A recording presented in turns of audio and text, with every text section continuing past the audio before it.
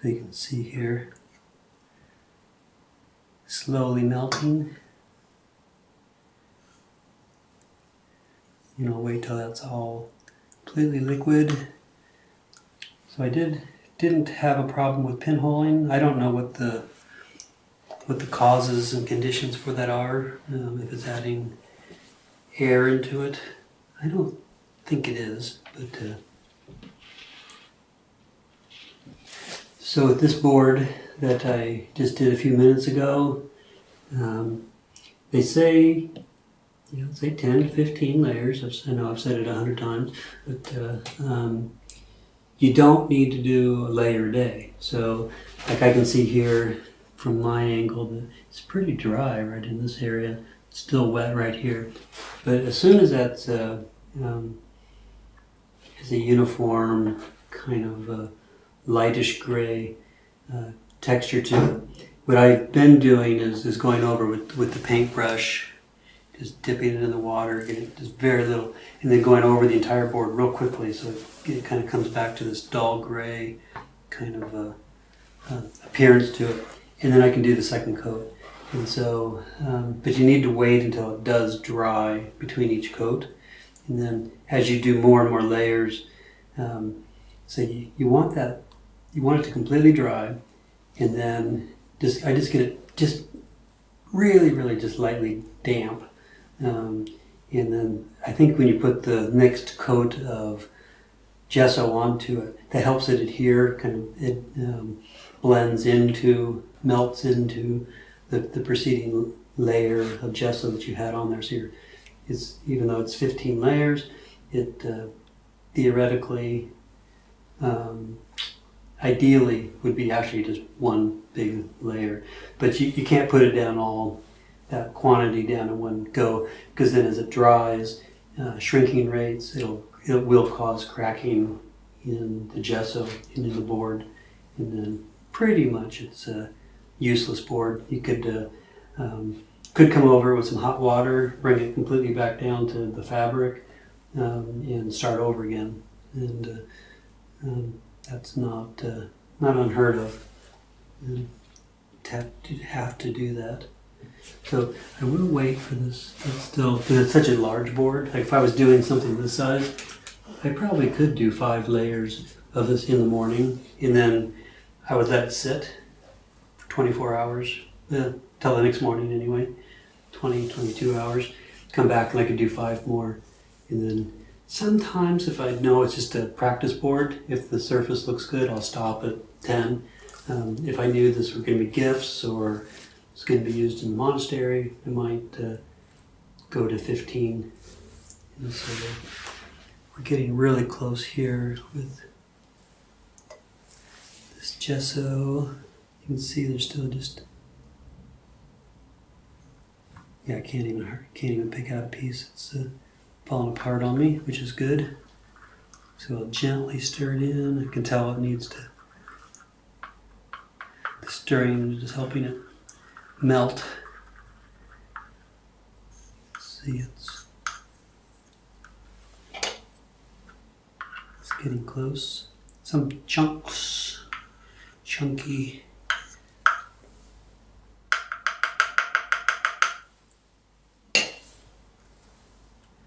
Probably another 2 minutes, and I think that'll be ready.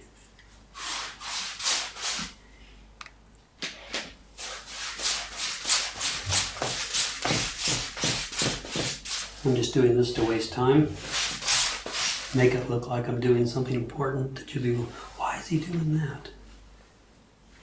For no reason at all.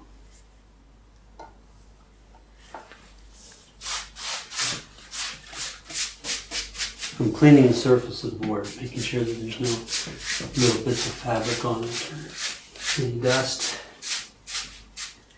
Okay, I also, while we're waiting, this is some scrap material that I had laying around when I cut these boards. So watch this. This is going to be amazing. I'm going to clean this board off. Slightly. See, even Jody Paulo can learn new tricks. He was complaining earlier because the table was dirty, and so he's going to clean the table. Ha!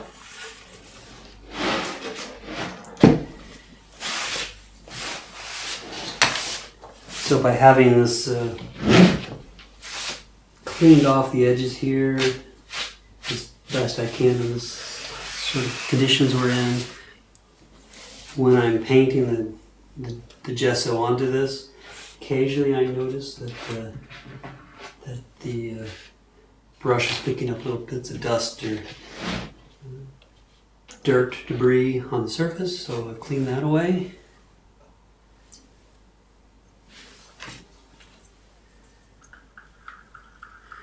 This is looking really good. You know, mentioning that about the cleaning, having the surface where you're working nice and clean, reminds me of a story of one of my art professors from college. One of the best pieces of advice he gave me is Professor Doug Kalish. I remember him saying one day, he said, you know, like every time you leave the studio, you should leave feeling good about what you've done. And so if you're painting and you're feeling really good about what you're doing, there can be a tendency to want to stay longer and keep painting because the process or whatever your creativity activity is going well, you just want to keep doing it. He suggested to stop. Like if you have a certain period of time that you were planning to be there, say 2 or 3 hours, at the end of that, if it's appropriate, then to go ahead and leave. He said, because when you leave the studio feeling good and feeling excited, feeling full about what you were doing, you'll want to come back. And so your mind will keep processing what it's been working on, it's excited. And I just felt that a really wonderful piece of advice. But he also went on to, he's like, well, if you're painting and things aren't going well, I was a painter, so that's why I keep using that analogy. If you're in your creative process and things aren't going well and you're going to leave in a bad mood, so find something to do in the studio that you feel good about. Cleaning up your workstation, reorganizing your paints, cleaning your paintbrushes, doing something kind for somebody else, going over and cleaning their workstation or cleaning the communal sink that everybody's using. So that way, if you do something that you feel good about, even if it has nothing to do with art, go and compliment somebody on their particular project. Then when you leave, you'll remember that and you'll feel good about yourself, and then you'll be excited to come back to the studio. And this whole process for me is about having fun, learning about your heart, learning about your own mind, and I think I mentioned already, but having fun. Okay, so I think I let this sit too long, rambling. But thank you, Professor Kalish, for that piece of wisdom. It stuck with me. I'm embarrassed to say 30 years later, I still remember it.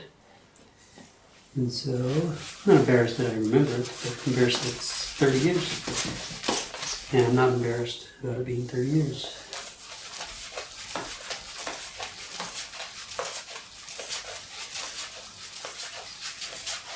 So again, I'm doing this rather quickly. This is just the first layer. And let me see, does anybody remember how many layers I'm going to do? Yeah, that's right. Because I've said it 25 times probably already, that's fine.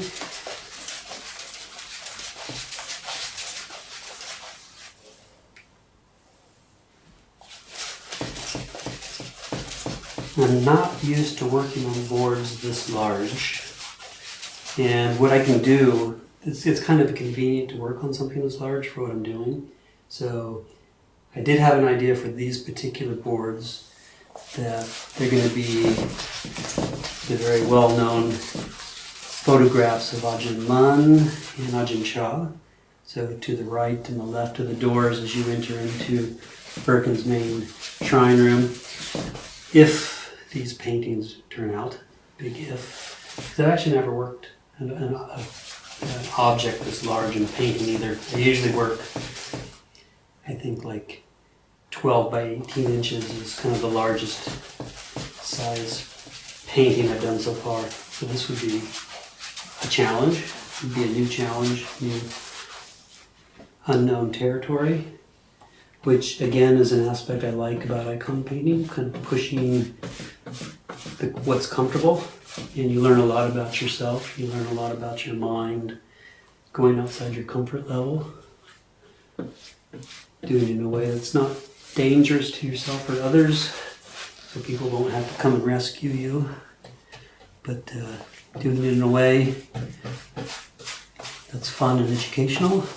So yeah, that's why I'm going to try these at a larger scale. And the nice thing is if they work, who knows, this might actually be the medium that works best for me. This might be, I can be more expressive, or something quite beautiful could appear from this particular mode. Or, what we all fear is it will be complete failures. It won't work, and people will laugh at us and ridicule us and say, ha. And you say, ha. And we'll feel humiliated. But the nice thing about that is that if we do this, I do this, and it doesn't work, there's a power tools just over there in the workshop. We can, even after it's painted, I can cut it up into smaller boards and go back to the size boards that I know. I can do an icon that's at least presentable. Okay, so now I mentioned earlier that sometimes this solution, it's getting colder, so it's not in there, but it's also getting thick, and I can see it's leaving little traces of streaks. So I'm gonna, this is still fairly hot water. Can mix that in there.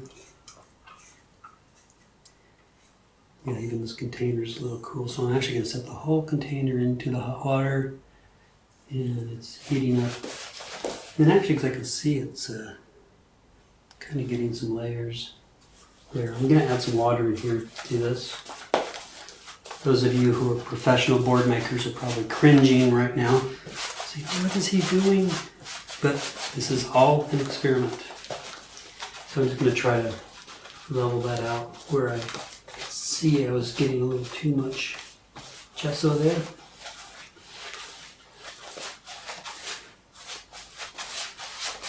And I can see I need to add a little bit more in these areas. Yeah, it's a little warmer.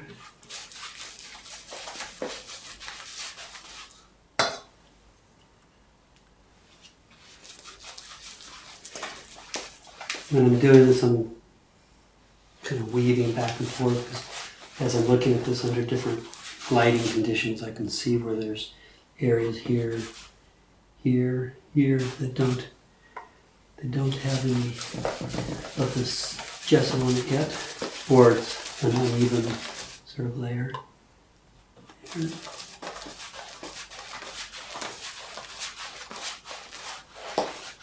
Anybody who's ever used the phrase sort of bored as watching paint dry has never watched paint dry. This is quite fascinating.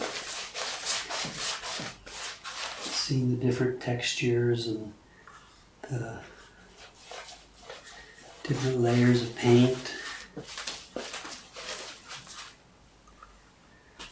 Just even learning what works and what doesn't work. It's like if something we tried fails, and you got to start all over again. At least in my profession as a Buddhist monk, that's a good thing, that you can you have the time, you have the space. It's all about learning. So seriously, does not matter to me if these turn out. I think that's probably why I can have fun doing this. Or if I was trying to make a living doing this, I could see that could be add another level of complication. So we'll see if Donica can get, I don't know if you can get this board and this board. You can see that there's different, this one now is actually dry enough for me. See that I'm putting my hand on it. It's not coming off my hands. If I did that here, it's kind of like on this one that I just painted. If I were to do that, I would leave fingerprints and and mar the surface, so I don't want to do that. But this is at a point here where if I just got a little bit of water on here, can you see that? You can just see the slightly different texture, and I would just get this whole board just very lightly wet like that. And then I can do my second, this is ready for the second coat. And I could probably do the next 4 coats on both of these, and you wouldn't notice much of a difference in what I've shown you. I think as I added more and more and more, maybe some of the texture, as you can see, this is really textured, and like from my angle here, it's like I can definitely see there's the cloth coming through in little bits here, and here there's sort of the texture of the cloth, this really fine. It's almost like sandpaper at a certain level. Here you can see where everything wasn't covered. So just if I kept doing this, and I will today, I'll do 4 layers on this today, these 2, and then we can come back tomorrow and show you what it looks like. Hopefully around the same time tomorrow, 24 hours, and then I'll do another 5. And because these might end up being in the shrine room, I will do 15. I can't make any definite statements, but I will attempt to do, we'll see, I'll probably do 15 layers of pigments on those. And I don't know if you can show the edge of this board here. These may not actually be the ones that I'm using, because you can see here this isn't the highest quality plywood. I think there's like 5 or 6 layers of plywood in there, versus I keep mentioning the high quality plywood. You can see how these are really tight, and there's many more layers in there. But it's all unknown. We'll see what happens.